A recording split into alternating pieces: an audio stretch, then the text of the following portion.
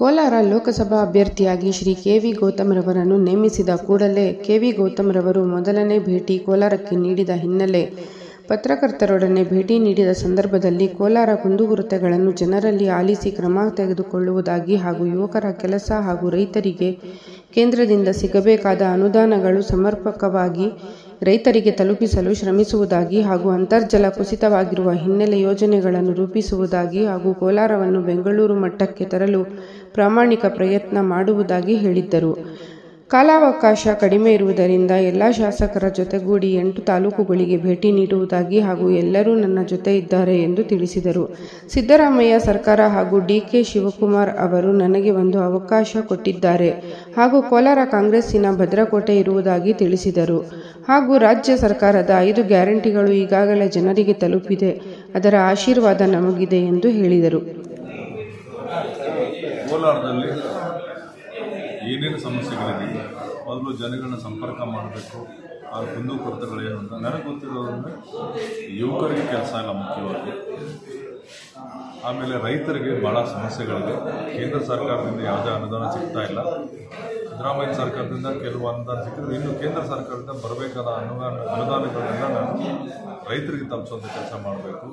ಆಮೇಲೆ ನೀರು ಏನು ಇಲ್ಲಿ ಗ್ರೌಂಡ್ ವಾಟರ್ ಲೆವೆಲ್ ಏನು ಸ್ವಲ್ಪ ಕಡಿಮೆ ಇದೆ, ಅದಕ್ಕೆ ಪ್ರಾಪರ್ ಯೋಜನೆ ರೂಪಿಸಬೇಕು. ಇದೆಲ್ಲ ನೀರು ಸ್ವಲ್ಪ ಚೆನ್ನಾಗಿ ಸಿಗಬೇಕು ಅಂತ ಈಗಾಗಲೇ ಹಿಂದಿನ ಸರ್ಕಾರದವರು ಸ್ವಲ್ಪ ಯೋಜನೆ ಮಾಡಿರೋದ್ರಿಂದ ಸ್ವಲ್ಪ ಸುಧಾರಿಸಿದೆ. ಬಟ್ ಇನ್ನೂ ಒಳ್ಳೆ ಕೆಲಸ ಮಾಡಿದ್ರೆ ನಾವು ಕೋಲಾರನ ಬೆಂಗಳೂರು ಮಟ್ಟಕ್ಕೆ ತರ್ಬೋದು ಅಂತ ನನಗೆ ಆಸೆ ಇದೆ.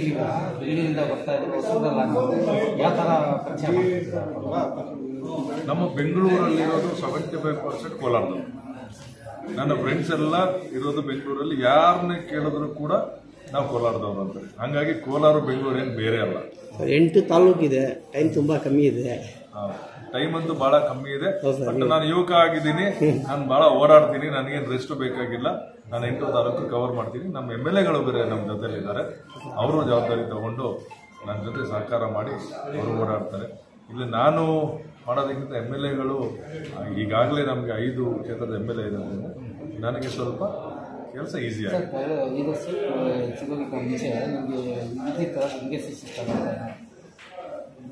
ನಾನು ಅಂತ ಸ್ಟ್ರಾಂಗ್ ಅಭ್ಯರ್ಥಿನ ಆಗಿರಲಿಲ್ಲ, ಹೇಳಿದ್ದೆ. ಬಟ್ ಏನಾಗಿತ್ತು ಅಂದರೆ ಇನ್ನು ದೊಡ್ಡ ದೊಡ್ಡ ಘಟಾನುಘಟಿಗಳಿದ್ದಾರೆ, ನಾಯಕರೆಲ್ಲ ಕೇಳ್ತಾ ಇರಬೇಕಾದ್ರೆ ನಾನು ಕೇಳೋದು ಸರಿ ಇಲ್ಲ ಅಂತೇಳಿ ನನ್ನ ಪಾಡಿಗೆ ನಾನು ಜಿಲ್ಲಾಧ್ಯಕ್ಷ ನಾನು ಬೆಂಗಳೂರಲ್ಲಿ ನನ್ನ ಪಾಡಿಗೆ ನಾನು ಕೆಲಸ ಮಾಡ್ಕೊಂಡಿದ್ದೆ.